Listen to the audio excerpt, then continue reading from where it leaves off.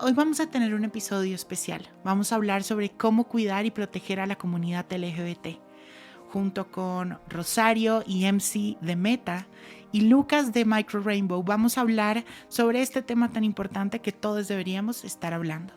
Este es un episodio en colaboración con Meta para celebrar el mes del orgullo. Bienvenidos, bienvenidas y bienvenides.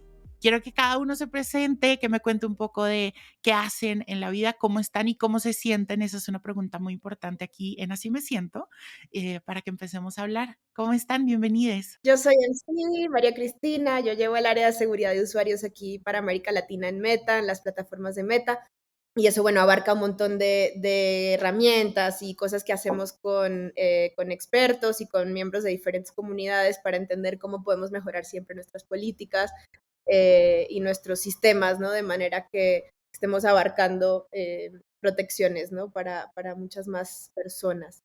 Y cómo me siento hoy, es una mezcla de el día está gris y frío, no como cuando te tocó a ti, Juanjo, el clima de la Ciudad de México, pero me levanté a hacer ejercicio a las 7 de la mañana, entonces tengo energía. ¡Ay, wow! María Cristina, deportiva, me encanta. Bienvenida, MC. De verdad que estoy muy feliz de tenerte aquí. No, gracias por tenerme. Mi Ro, cuéntanos.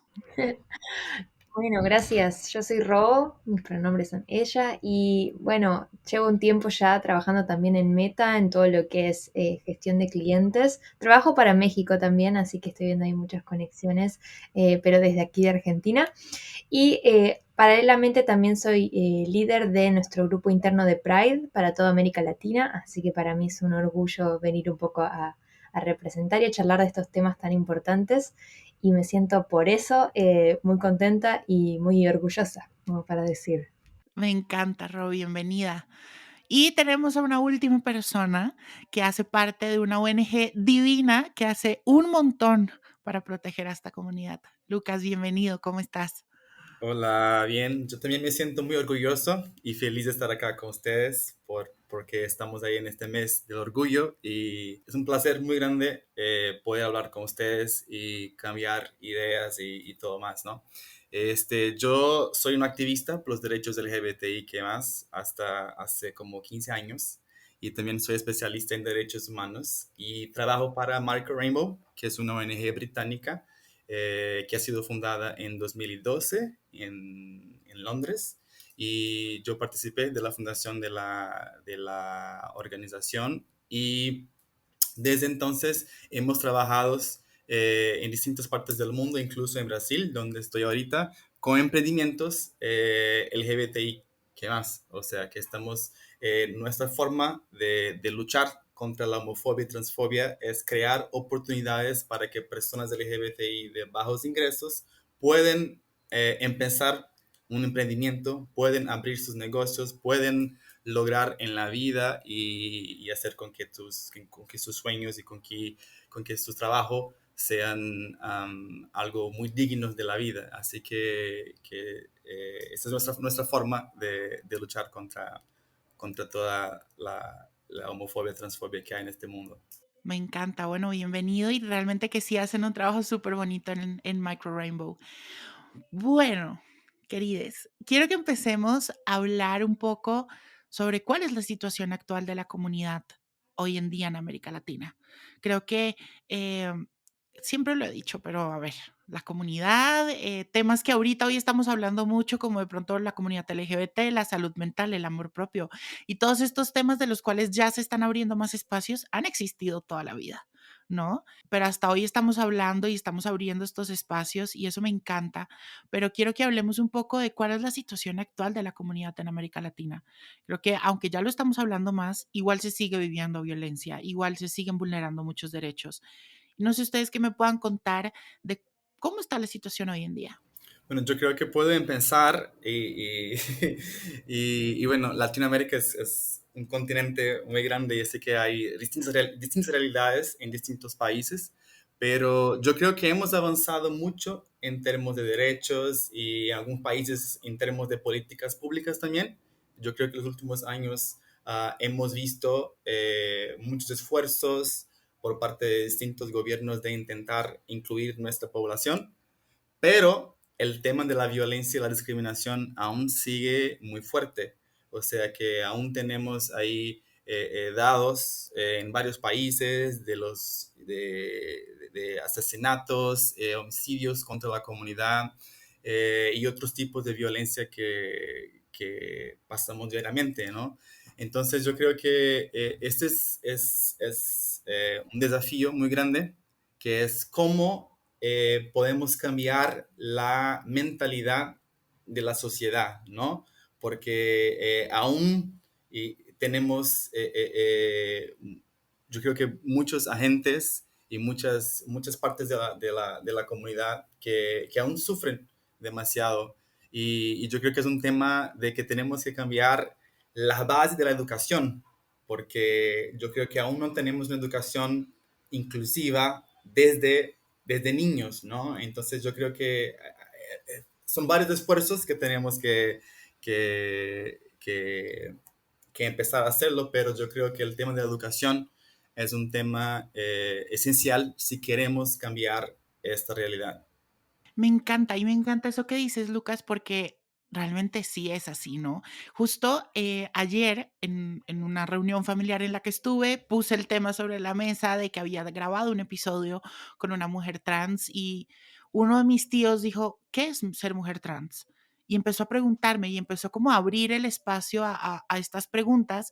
Le empecé a explicar un poco cómo era todo este tema y me dice, para mí realmente, siendo muy sincero, me cuesta por de pronto como me eduqué, él, claro, acá en Colombia, él se educó en un colegio súper tradicional, católico además, y yo le dije, ¿sabes qué?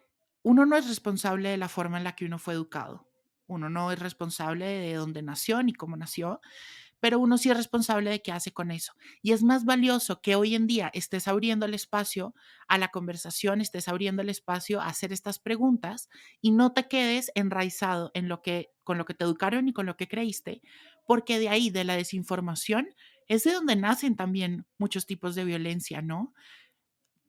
LGBT y violencia contra un montón de situaciones más. Entonces yo le dije, realmente ahí es donde cambian las cosas, cuando tú empiezas a entender y a ver cómo son todos estos procesos, qué significa cada una de las siglas. Otra tía, por ejemplo, sacó también un tema de, bueno, es que yo vi a dos niñas, pero tú no las veías lesbianas, ¿no? Entonces yo, tía, eso es violento porque realmente pues estás estigmatizando de que entonces una tiene que ser el hombre, otro tiene que ser la mujer, y eso viene desde el patriarcado. No tiene que ser así. Le expliqué bien ese tema y me dijo, wow, nunca lo había pensado así. Y sí, tienes la razón. Voy a trabajar en no volver a decir eso y cambiar un poco la idea. Entonces, cuando educamos y cuando abrimos espacios de conversación, por eso amo este proyecto y amo que así me siento, me permita abrir estos espacios, porque desde acá es donde podemos también combatir la violencia, ¿no? Creo que ahí algo que está súper interesante de pensar, y lo mencionabas recién, Juanjo, es además del aprendizaje que es continuo, y digo, nadie tiene resuelto la tarea de aprender a ser más inclusivo, ¿no? Y lo bueno es que va evolucionando y continuo, es un continuo aprendizaje, pero también hay una fuerte búsqueda, o creo, de nuestra comunidad por la visibilización y la representación, ¿no? En distintos ámbitos, y poder ver más y acercar más otros tipos, otros puntos de vista, ya sea desde estos espacios o también, por ejemplo, en mi rol que trabajo mucho con publicidad. Bueno, cómo rompemos un poco los estereotipos de lo que aparece en una publicidad, ¿no? De lo que estamos, en qué lugar estamos acostumbrados a ver a las mujeres, a los varones, a las personas de alguna comunidad en específico, y cómo podemos romper un poco con esas ideas, y que ya que empiecen a aparecer otras caras, otras voces, ya mismo nos va haciendo un poco más abiertos a lo posible. Entonces creo que eso también es algo importante y algo que me gusta trabajar mucho en mi día a día.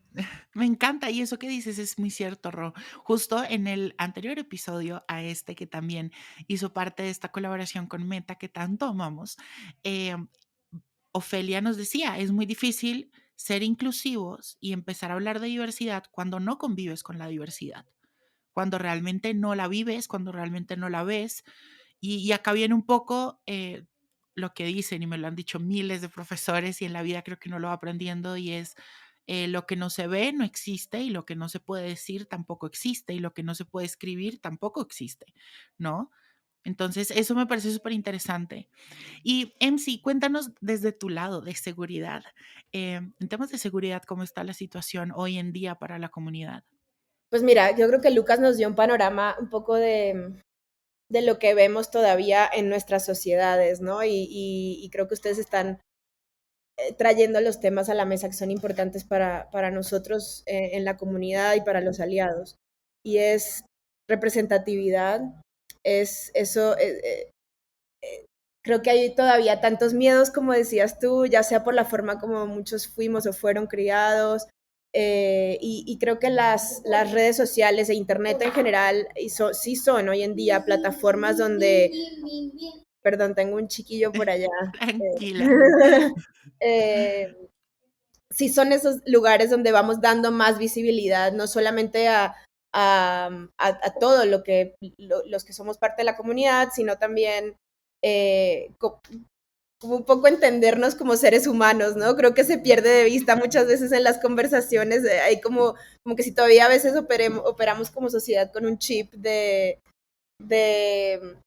ellos y nosotros, o ellos y ustedes, ¿no? Como que esa mentalidad todavía hay que trabajarla, pero para mí lo que yo estoy viendo cada vez más en las redes, y Lucas, corrígeme si no, pero es esta oportunidad que tienen diferentes grupos, personas, y de ponernos allá afuera como somos, ¿no? Y claro, aquí el reto de la seguridad es un poquito para nosotros desde Meta, cómo creamos herramientas que permitan que cuando estás poniendo tu mensaje allá afuera no se repliquen muchos de esos comportamientos que son de odio o de agresión que todavía existen en nuestras sociedades, ¿no? Entonces, desde que puedas usar el nombre que quieras, ¿no? Y yo sé que en Facebook tenemos una política de identidades reales, pero no de nombres, el nombre lo puedes cambiar, y en Instagram tú puedes poner el nombre que tú quieras. Eso es súper importante. A nosotros, lo digo sinceramente, tenemos un reto doble entre tratar de lograr que la comunidad sea un lugar seguro y donde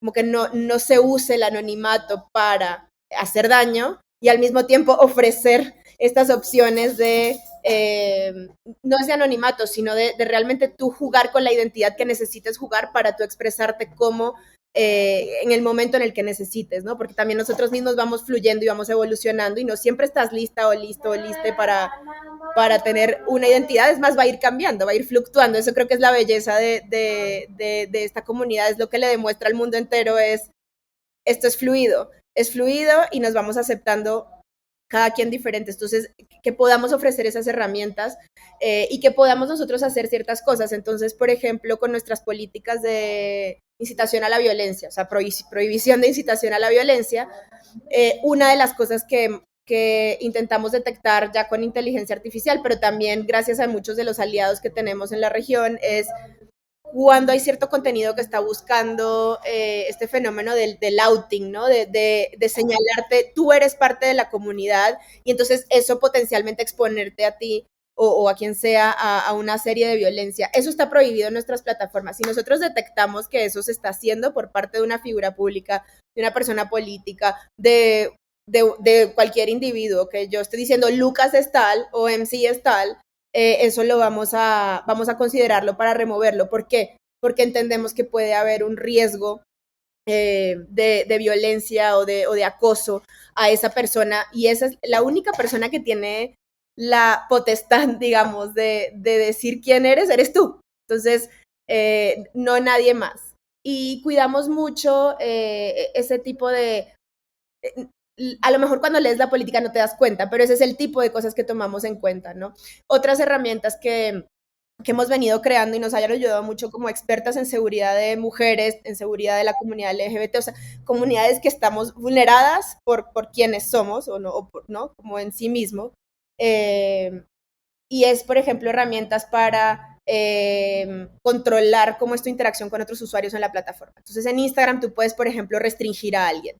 Esa función a mí me gusta. ¿Por qué?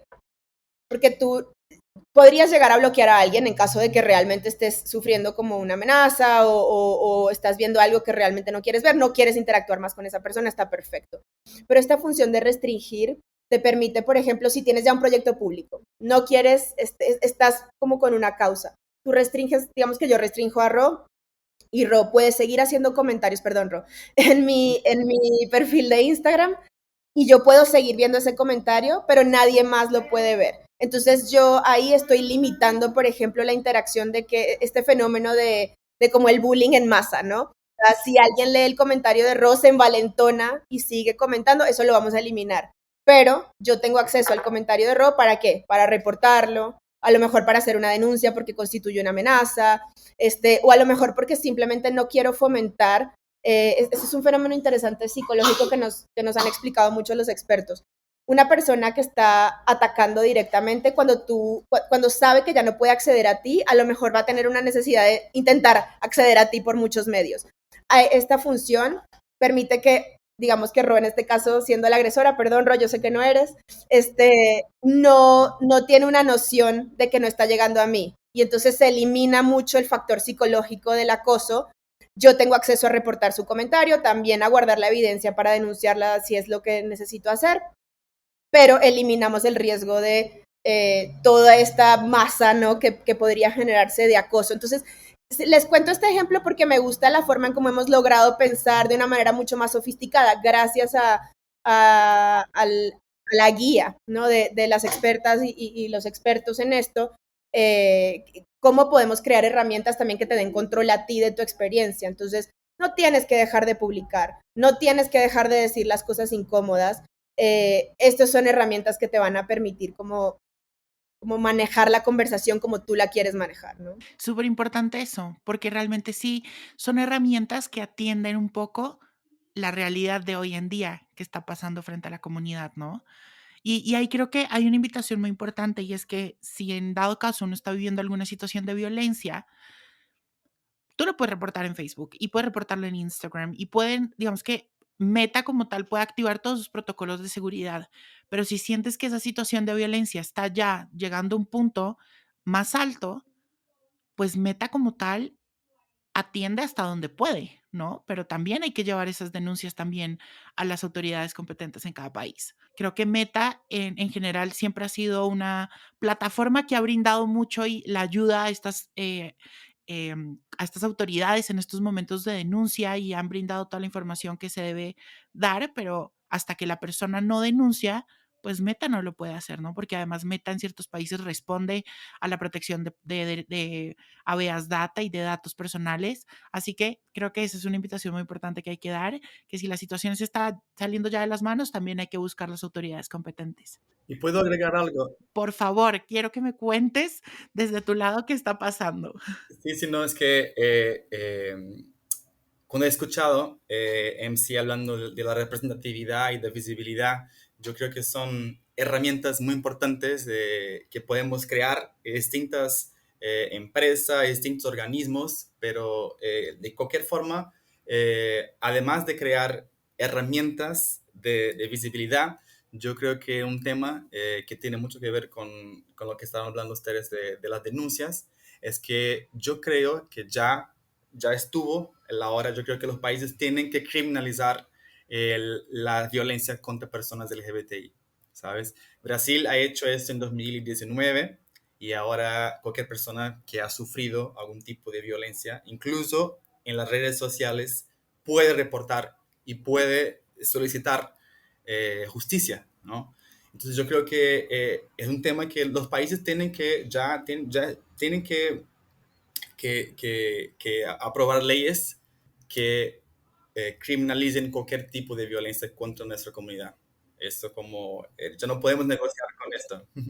Exacto, y Lucas lo trae muy, muy claro, y es este tema del discurso de odio específicamente, ¿no? Como creo que como países apenas vamos entendiendo, ¿no? Ya hablando más de las legislaciones, cómo llegar a ese balance entre la libertad de expresión y permitirnos ciertos discursos. Y yo creo que para nosotros, por lo menos en Meta, ha sido como todo un reto entender eso, y tenemos políticas muy estrictas contra el discurso de odio y con diferentes como con diferentes niveles, ¿no? Para entender como qué tipo de expresiones, a por más benignas que a veces parezcan realmente están haciendo un daño a la comunidad específica. Entonces, ese trabajo que dice Lucas de faltan esas leyes, es cierto, nos facilitarían a todos el trabajo de entender lo que aceptamos como sociedad o no, pero creo que es un trabajo continuo y Juanjo, yo aquí te agradezco porque este tipo de diálogos todavía nos falta mucho en América Latina para, como, entre comillas, ponernos de acuerdo, pero sí creo que bueno, nosotros nos sentimos corresponsables en esta tarea, ¿no? De avanzar esa conversación en términos de derechos y de poner en la mesa reglas, ¿no? Reglas que sabes que esto no está permitido. No está permitido que te dirijas a una comunidad específica con estos términos. No está permitido que, pues para nosotros, por ejemplo, que promuevas terapias de conversión, o sea, esas cosas no están permitidas, ¿no? Eso es, no solo es odio, eso ya va con una agresión mucho más allá, pero es parte también de que en las propias plataformas, nosotros todos, tanto los usuarios como nosotros desde la plataforma, vamos empujando ese diálogo que valido mucho lo que dice Lucas, es un diálogo que tenemos que seguir teniendo a nivel sociedad, ¿no? Y eso me encanta porque, pues, hablemos sinceramente, la revolución digital ha impulsado un montón de cambios en el mundo, ¿no? Y un poco las redes sociales nos ayudan mucho a eso, creo que por el impacto tan grande que tienen. Siempre que pienso yo en redes sociales, y lo he hablado en la universidad y todo, pues en las redes sociales no hay barreras, no hay fronteras, entonces realmente las voces se escuchan muy fuerte, ¿no?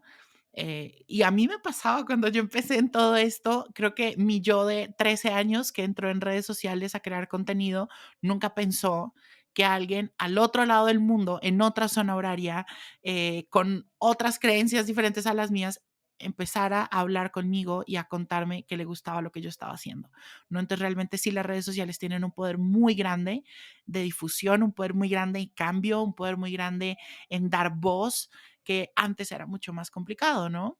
Y con esto creo que hay que hablar de la violencia digital, ¿no? Eh, Como decíamos al principio, creo que la comunidad, pues tristemente siempre ha tenido un componente de violencia contra ella muy fuerte, pero cuando llegó la violencia digital, pues tú de pronto antes, cuando sufrías bullying, pues era el bullying de dos personas hacia ti o no, pero en violencia digital no son dos personas, son 50, son 100, son miles que te llegan en un minuto y el shock puede ser bastante grande, ¿no? Digamos que quiero que hablemos de eso desde sus frentes. ¿Cómo piensan la violencia digital? ¿Qué está pasando con la violencia digital hacia la comunidad hoy en día? Si quieren yo arranco. Creo que es un gran tema y como vos decís, o sea, siempre hay dos caras de una moneda y esto de poder justamente, digo, siempre haber un efecto reaccionario a comenzar a ver cosas o personas o perfiles o puntos de vista distintos y nuevos a los ojos de algunas personas. Entonces es como, creo que es algo que eh, a medida que estamos cada vez más lejos en ver distintas identidades que existen y poder ponerles nombre y poder estar presentes, también va a haber una contracara que es cierta resistencia a esas. Pienso mucho también los debates que se dan en torno al lenguaje, que es algo que siempre está, ¿no? Como la E, la no E, digo, y a veces se va un poco el foco a lo que es el propósito, ¿no? Hace falta, lo dijiste muy bien hace un rato, Juanjo, hace falta nombrar las cosas para que existan, entonces que haya una discusión en torno al lenguaje también es algo que está buenísimo y es parte de, yo también estudié comunicación, entonces me hallo, me parece súper interesante y creo que es muy normal. Y es cierto que en puntos de vista desde la comunidad, también siempre ha sido, justamente, a mí me encanta que nos digamos la comunidad porque es eso, ¿no? Hay muchas identidades dentro de las infinitas letras que componen nuestra sigla.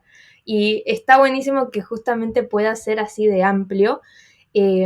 Pero con eso también conlleva mucho desconocimiento y mucho apalancamiento para esta violencia, ¿no? Desde el, bueno, qué se supone que son cada una de esas letras y qué presupuestos tenemos y se potencia un poco. Pero como comentaba recién en sí, creo que muchas de las cosas ni siquiera sabemos,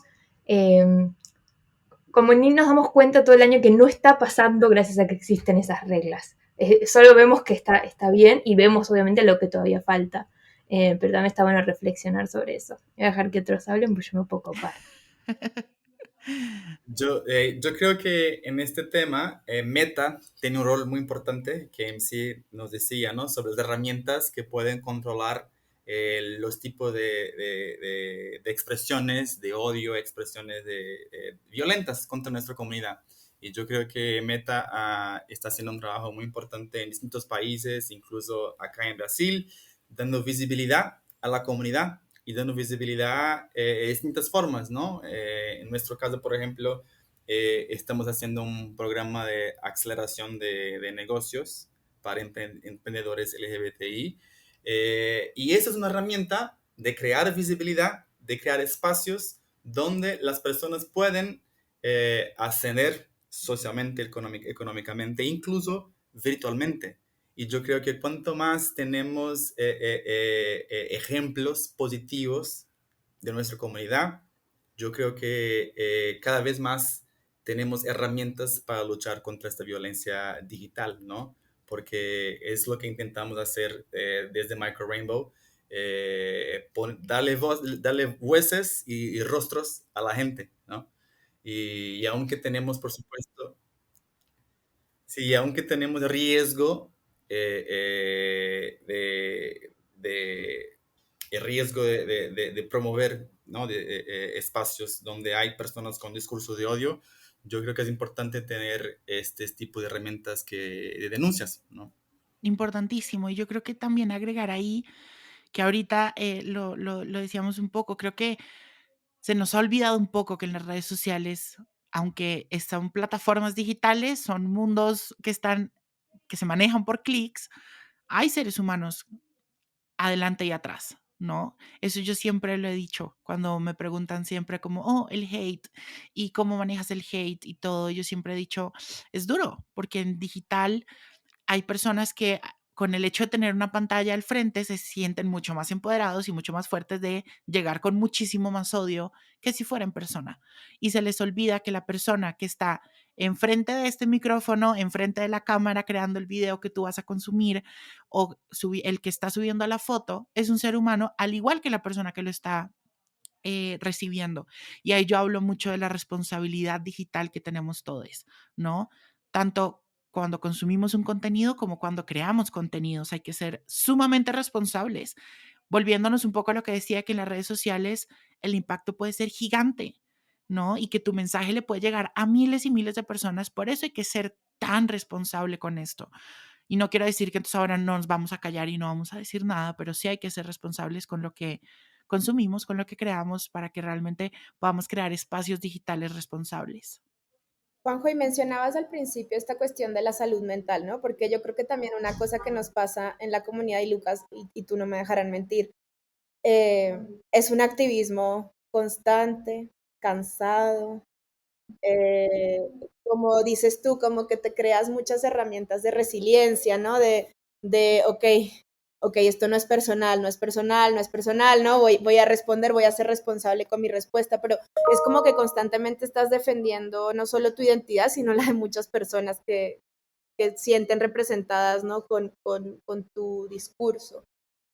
Y creo que ahí es importante también entender cómo de nuestro lado, cómo ponemos herramientas que ayuden como con esas pausas que son como tan necesarias, ¿no? Entonces, eh, si bien hay una parte del activismo que siempre va a ser como más irreverente hacia las comunidades que todavía no están convencidas, hay una buena parte del activismo que también es de formar comunidad, ¿no? Como decían tanto Lucas como Rosa, de sentirnos parte, de que alguien más va a ayudarnos a pararse, ¿no? Con nosotros en una situación difícil. Y entonces ahí una de las cosas que fuimos aprendiendo es, tú puedes bloquear a alguien y puedes dejar de seguir, ¿no? Y no ver ciertos discursos y eso probablemente te ayuda a tomar ciertas pausas. Ahí está, íbamos bien. Pero también cuando tienes un discurso más público, una cuenta, un negocio, alguna causa, digamos, que estás promoviendo, la verdad es que queremos que puedas como controlar un poquito mejor quién entra a esa conversación. Entonces, sí que los invitamos siempre a hacer este chequeo como de seguridad y privacidad que puedes hacer tanto en Facebook como en Instagram. ¿Por qué? Porque te hace algunas preguntas y entonces te dice, ya sabes con quién estás compartiendo este contenido, estás segura, segure que quieres compartir este contenido con estas personas en este público o quieres restringirlo a otros públicos por en cuanto. En Instagram puedes hacerlo post por post, en Facebook también. Entonces, yo sé que es trabajoso, pero tomarnos ese tiempo también es parte de cuidar nuestra salud mental. O, por ejemplo, tienes forma de poner como ciertos filtros de palabras. Entonces nosotros con inteligencia artificial y como gracias a los reportes que recibimos de palabras ofensivas, tú puedes activar un filtro que es como de palabras ofensivas en general. Y entonces vamos a bloquear cualquier comentario que se haga en tu perfil, en tu página, que tenga esas palabras. Pero pasa algo con nuestras comunidades, que es que muchas veces las palabras en sí misma para el lenguaje tradicional, como diría Ro, no son ofensivas en sí mismas, pero ya sabemos que se están utilizando en una comunidad específica con un propósito de agresión. Sí, un Entonces, poco que acá en Colombia, por ejemplo, el marica lo dice todo el mundo y es una muletilla que tenemos como el güey, ¿no? Pero en otros ámbitos puede ser una ofensa muy grande. entonces, cuando tú ya sabes que una palabra puede ser en un ámbito una ofensa muy grande, tal cual como el ejemplo que pusiste y muchos otros, puedes crear tu propio filtro de palabras. Entonces, ¿qué haces en eso? Cuando estás generando una conversación con un post que sabes que va a ser más controversial o que sabes que va a avanzar la discusión más adelante, intentas, no, el punto es que tú tengas control de cómo mantener la discusión donde tú la quieres mantener. Y entonces así, digamos, traemos a la mesa el activismo de comunidad, el activismo de poner las cosas en la mesa, sin cuidando nuestros espacios y cuidando, ¿no? Que no entre este odio específico que ya reconocemos. Eso del lado tuyo como para proteger tu propia experiencia. De nuestro lado, nuestra responsabilidad es tener cada vez mejores mecanismos para identificar no solo cuando se usan estas palabras y que tengan una intención ofensiva y ayudarnos con los reportes y actuar lo más rápido posible, pero también reconocer con ciertos comportamientos cuando se está volviendo un tema de coordinación masiva, de bullying, por ejemplo. Y entonces, una de las cosas en las que hemos mejorado mucho en los últimos años es en reconocer ya no solo palabras, sino comportamientos, como cómo se suma uno y otro y otro y otro, y ahí nos salta digamos, una alerta y podemos revisar a ver qué es lo que está pasando. Nuestra responsabilidad es seguir mejorando en eso para que entonces las personas que están publicando puedan tener control de su experiencia y de la conversación que quieren tener, pero de nuestro lado también podamos identificar ciertos comportamientos que pueden alertar a que algo dañino está sucediendo y entonces activar mejores herramientas, ¿no? No digo que es un trabajo hecho, todas estas herramientas que les cuento están en nuestro centro de seguridad y las pueden revisar y seguramente, Juanjo, vamos a hacer varias cosas hacia adelante para ponerlas en manos de todos, pero como reconocer que la retroalimentación constante de la comunidad y de todos los que estamos aquí es súper importante para nosotros poder seguir mejorando también en la parte que nosotros sabemos hacer mejor, que es cómo diseñar herramientas, cómo diseñar tecnología que prevenga muchas de estas cosas, ¿no? Y qué importante eso que dices, Niemcy, de la comunidad, ¿no? La comunidad, creo que el apoyo de unos con otros, el apoyo, digamos, y la retroalimentación es sumamente importante. Y lo decíamos ahorita con Ro antes de empezar, que es muy difícil también como empresas llegar a ser diversos y apoyar a la comunidad si realmente dentro de tu empresa no está pasando lo mismo. Y así pasa exactamente como lo decías, ¿no? Que es importante ese feedback de la misma comunidad para que Meta pueda seguir creando más herramientas atendiendo a las necesidades. Y con esto quiero que hablemos un poco de los aliados de la comunidad. Para ustedes, ¿qué es ser una aliada de la comunidad? ¿Cómo podemos, de pronto las personas que no necesariamente somos parte de la comunidad, empezar y unirnos a la lucha, unir nuestras voces a las de ustedes? ¿Cómo podemos empezar como a sumar más personas a estas causas y que en un futuro, ojalá muy cercano, podamos ya ver mucha luz, aunque ya creo que la hemos visto mucho? Bueno, yo creo que pueden pensar con... Es que yo siempre digo esto, que yo creo que cualquier persona puede ser una aliada de nuestra comunidad. las empresas, los doctores, abogados. Yo creo que cualquier profesión tiene el poder de cambiar nuestra realidad. O sea que necesitamos más apoyo porque ahora sí tenemos más apoyo de las empresas, aunque normalmente este apoyo normalmente está siempre enfocado en el mes de junio, pero yo creo que eso está cambiando y el tema de responsabilidad social corporativa está creciendo cada vez más.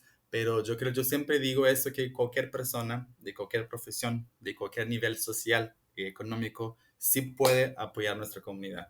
Y yo creo que si cada sector de la sociedad hiciera algo desde su punto de trabajo, yo creo que lograríamos muchos cambios. Estoy totalmente de acuerdo. Y algo que digo mucho es que, primero que ser aliado no es una cuestión de empatía, y es una cuestión hacia el otro. Y ahí hay algo que todo el tiempo estamos siendo aliados para alguna. Digo, no somos todo no todo el tiempo tenemos la oportunidad de ser empático con un otro.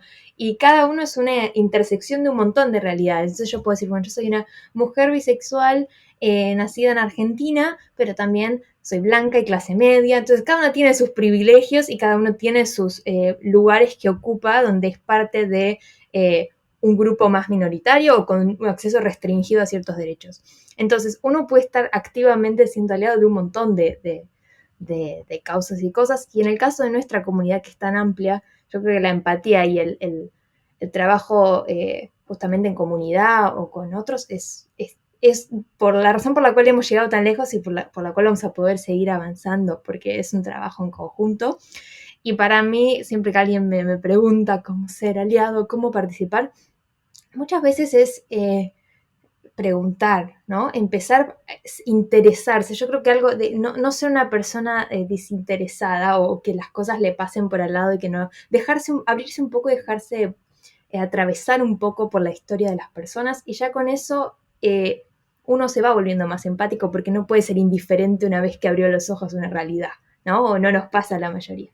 Entonces, yo creo que empieza tan fácil como eso, antes de querer complicarse en hacer un montón de cosas súper complejas. Bueno, primero escuchar, darle un rato a alguien y dejarse atravesar.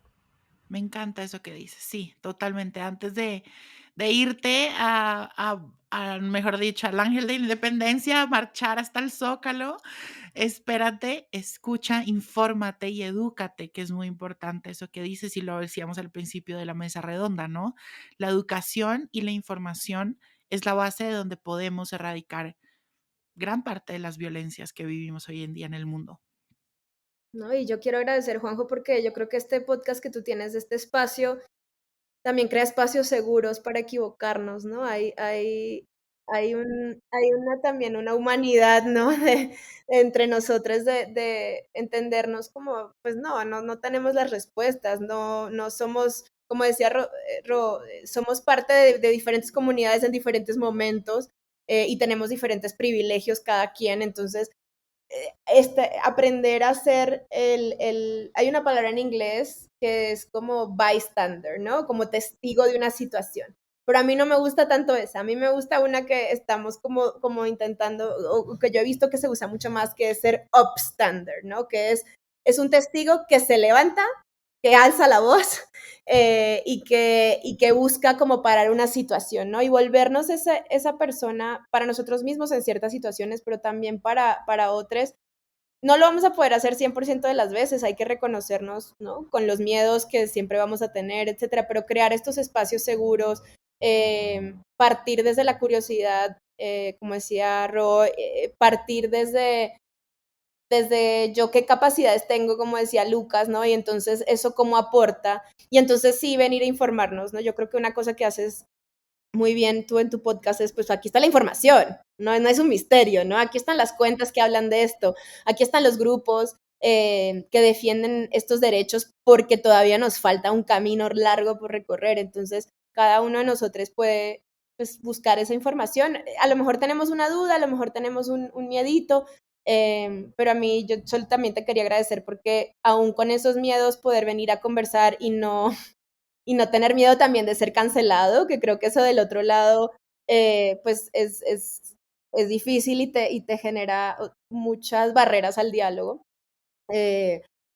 Cualquiera de nosotros en algún momento va a cometer un error grave, ¿no? De referirnos a alguien por un pronombre que no es, o sea, olvidarnos de preguntar, o un comentario, hacer un comentario a lo mejor racista, porque no nos preguntamos nunca cómo es que esta persona vive su realidad.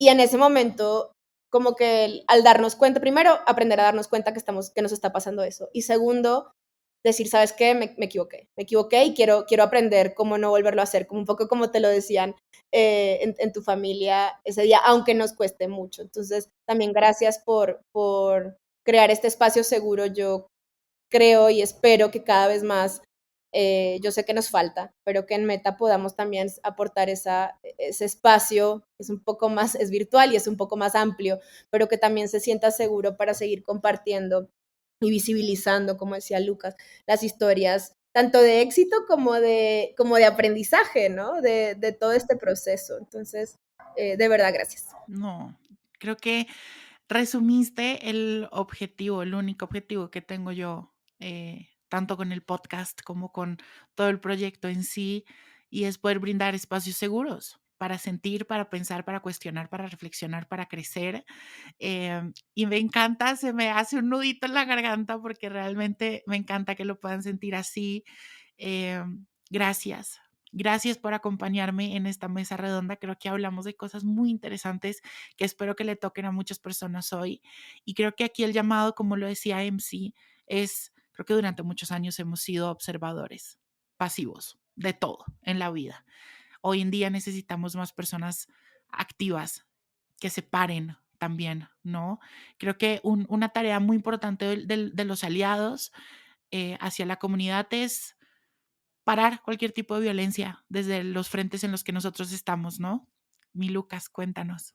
Sí, yo quiero agregar algo, que hablaron ustedes de privilegios y yo creo que cualquier persona dentro de la comunidad LGBTI o no LGBTI, cualquier persona tiene la oportunidad y el poder de usar sus privilegios para apoyar nuestra Uf, comunidad. qué importante ¿Sabes? eso. Y yo creo que si cada uno lo hiciera, seguro estaremos mejor. Y yo hablo, por ejemplo, desde mi perspectiva, porque yo salí del closet a los 16, 17, como, y fue muy sencillo para mí porque tenía el apoyo de mi familia, el apoyo de mis amigos, y yo usé este tipo de privilegio para empezar mi activismo, porque yo he visto que mi realidad no era la misma de mi exnovio en esta época, que sufría de violencia en su casa, con sus papás, y otros amigos también que sufrían todo tipo de violencias. Entonces, en ese momento yo pensé, no, yo quiero hacer algo para cambiar esa realidad porque yo tengo este privilegio. Así que yo creo como que cualquier persona puede hacer esto, ¿no? Es muy sencillo, es usar nuestras herramientas, nuestros espacios como tú haces con el podcast, como Meta está haciendo. Yo creo que si lo hiciéramos, y estaríamos mejores. Ay, qué importante eso de sernos responsables de los privilegios que tenemos. Y agrego nomás que a veces se ve la palabra privilegio o las personas privilegiadas como una carga culposa que tienen, ¿no? Como, uy, bueno, tengo estos privilegios, y en realidad es justamente algo muy bueno para aprovechar para bien, como decía Lucas, digo, o sea, lo tenés como no lo tenés y no dependió de vos, y lo decías vos también, Juanco, al principio, uno no es responsable de cómo, de dónde nació y dónde apareció en el mundo y qué circunstancias fueron, pero sí qué hace con ellas, ¿no? Y creo que ahí es donde está la diferencia, y para mí eso es muy lindo porque nos vuelve a poner a nosotros el poder de cambiar las cosas. No está en el mundo, sino que está en cada uno y en esa pequeña cosa que decida hacer con lo que ya tiene. Me encanta. Bueno, no, creo que podríamos quedarnos aquí horas y hacer parte uno, parte 2, parte 3, parte 4. Y yo feliz, feliz, feliz de tenerlos a los tres. Muchas gracias por acompañarme realmente, por todo lo que hacen, cada uno desde sus trincheras, Micro Rainbow, haciendo todo lo que hace por la comunidad, mis niñas de Meta, que tantas cosas hacen por hacer estos espacios digitales seguros, que se sientan como un apapacho al corazón. Gracias por acompañarme realmente y espero que que podamos encontrarnos nuevamente pronto. Gracias a ti. Qué gusto compartir con los tres. Igualmente. Les amo, muchas gracias. Toda la información de cada uno de nuestros invitados, de toda la información que dimos de Meta y todos estos tips, los van a poder encontrar en el newsletter semanal que se pueden suscribir en el caption de este episodio. Y al igual, también en mi Instagram van a encontrar también mucha información sobre la seguridad y cómo protegernos en nuestros espacios digitales. Muchas gracias y les mando muchos abrazos y besos.